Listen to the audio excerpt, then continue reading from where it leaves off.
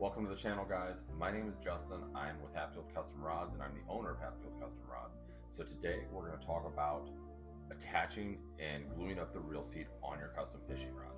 Now, I was intending to do that on the last video, but somehow that footage got lost. I don't know what happened. But what we're going to do is I do have a second rod that we'll be able to do that with, and you'll be able to see how I do that. And in addition, you'll actually see how I attach a butt cap as well, a specialized and custom made butt cap as opposed to a normal tenon to be attached on this one as well. So with that, let's get started. Here's the intro. Don't forget to like, subscribe, and click the notification bells for more notifications.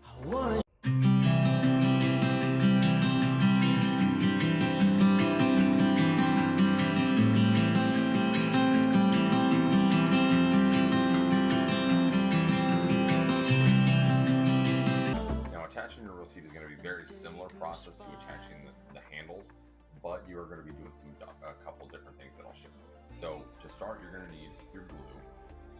You're going to need a isopropyl alcohol to clean it up, and your paper towels as well. You're also going to want a tool like a spatula in order to mix it up, and for this, you're going to want some rod stands. The other thing you're going to want to create your arbors, you're going to want some masking tape. You can also use other materials such as a drywall tape as well. Some rod builders do use that, but for the sake of the video, we're going to be using this for this beginner's portion. So with the rod stand, you can see that I have these with a hairband. Now these are the class free hairbands you can pick up at any Walmart or Dollar General, something like that. And these are going to help you secure your rod from falling over. And you can see as I try to take some weight off there, it's just going to want to tip over. So you can just put that right on there just like that, and that's going to secure that in place. Now, since we have already attached this one on the previous video and that footage was lost, what we're going to do is we're going to move this one out of the way, and we are going to attach this piece right here. So now that I have my spatula as well, and then this is the butt cap we're going to be using as well. So this is a handmade butt cap that I made. This is a G2 butt cap that comes from Mudhole. It does not include, of course, the epoxy and the H for my logo, but I created that and mixed that with some epoxy and put that in there to kind of create the seal. And that is going to fit perfectly into that inlet that I've created as well on the butt end. But we're going to get to that. But first, what we're going to do, you can see I've already created two arbors here. So to first see exactly where your reel seat is going to set, you want to take your reel seat, drop it onto the blank, and of course it's going to sit right there. Now you can see I have where that arbor sits. I want it to sit flush, just like that. If you can kind of see that in the camera a little bit better, you can see how it's flush.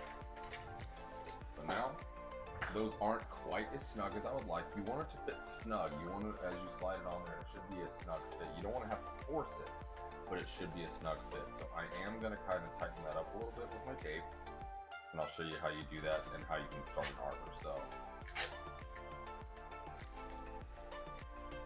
sometimes you're going to get little extra pieces of tape, and I just kind of stick it to the side of my desk to get it out of the way. But I'm going to create my arbors, and I want them to kind of be equidistant apart. So I normally will put 3 depending on the length of the reel seat. You can do it however you want, but like I said, you can also use drywall tape as well. And the goal is going to be to create a tight arbor for this to sit on. So I'm just going to kind of turn this on to my blank and make sure it's taut and going on there evenly.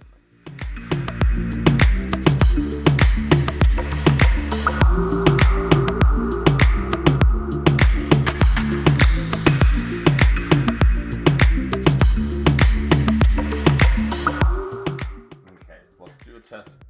Now that we have that done, let's do a test fit.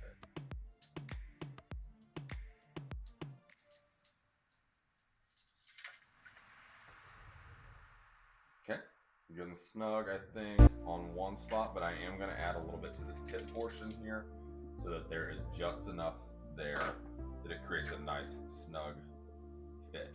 And the reason for it is when you want the most ideal sensitivity on a rod,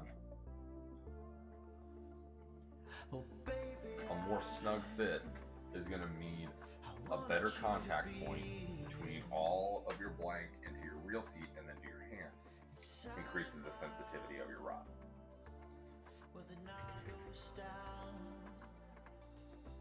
There we go, that's a good snug fit there. So now that front arbor is very snug and I want that to be perfect just like that. So I'm going to just kind of keep that sitting right there.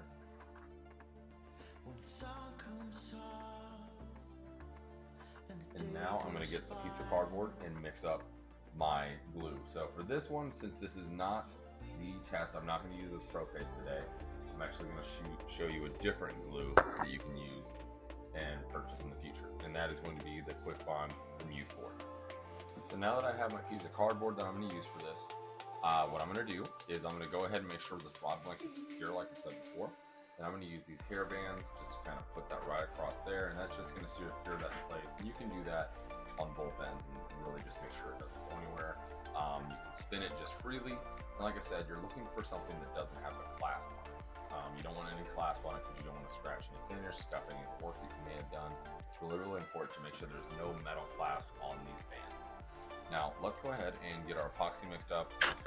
And like I said, instead of using this Pro Paste that we used on the previous rod, we're actually going to use this U40 Quick Bond.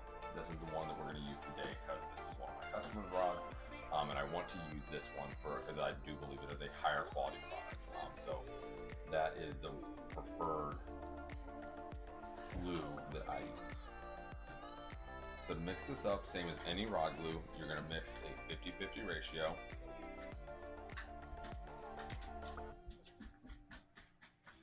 Always want to make sure you have paper towel sitting around.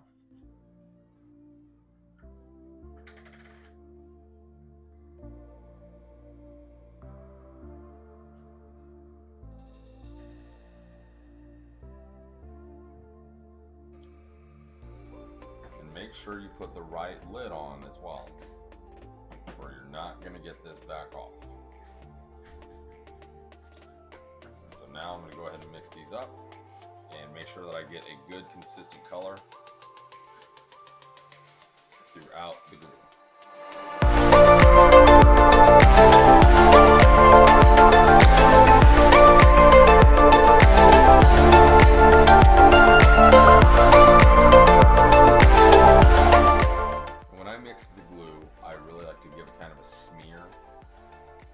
And then kind of scrape it off, and then move it through again.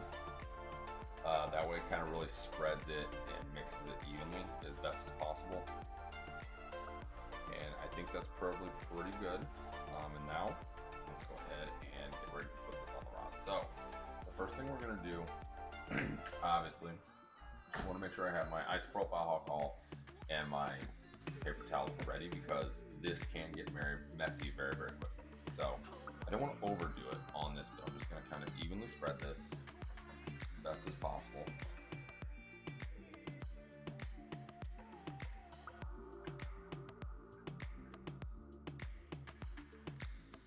Mainly I want to get a good even coat on these tape arbors. And I'll show you, you will have a little bit of a mess as you go. That's not a problem. You are going to make a tad bit of a mess as you go. Don't worry about the spaces in between. You don't have to worry about that because that is just going to be kind of extra space in between. You can fill it if you want, because if you are using something like a drywall tape, you will have a full arbor. Alternatively, in some production rods, some older production rods, you might actually find cord, you might find cardboard. I've even seen like a styrofoam type arbor, which is kind of like a hard, not styrofoam, but like a hard carbon type of substance, I guess you'd say. I don't really know the exact term for it, but those are different arbors I've seen in production rods as I've kind of broken them down. And again, I'm just going to kind of make sure I have a good even coat, and just in case, I just kind of want to fill this in just a little bit, just to kind of give myself good contact points on the end. So now I'm going to pull these, and make sure you have a hold of this, because if you don't, that is going to fall off. Now the other thing I'm going to notice or point out as well is you'll notice a mark right here. I've already spined this, so that's the mark where the spine is. So that's where I want my reel seat to line up to. So as I slide this down, I want to go ahead and make sure. First, I'm going to make sure that there's no glue really coming out of any of these gaps right here. Which looks like we're good. Nothing coming out the front. And now I'm going to just make sure my reel seat and my spine are lined up.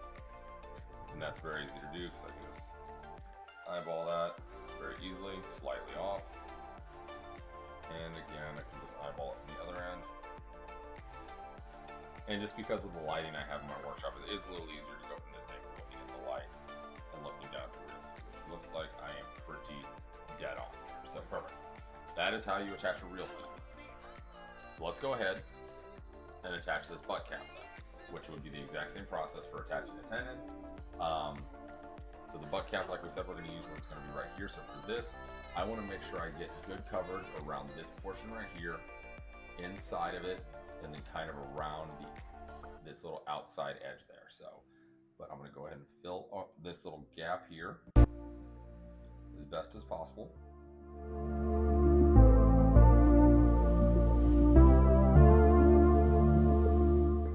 Alright, let's go ahead and connect this now and get this all attached, and then we will be done. And it's just as simple as sliding this on or sliding it into the recess. Sticking that right on there, perfect. Pressing it in.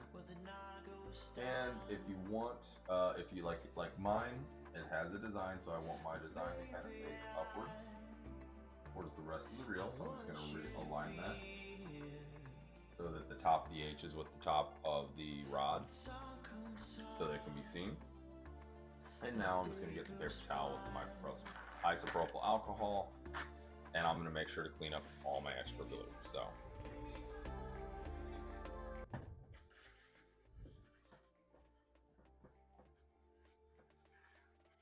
Sometimes you may want to use a Q-tip as well, depending on how much isopropyl alcohol or how small the little crevice is.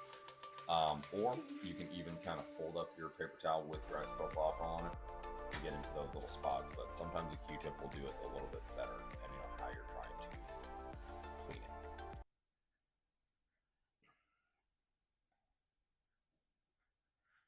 And there's your finished product with your butt cap attached, reel seat glued up. And then when that's all glued, I can put on the turning and the threads, and you'll be able to go.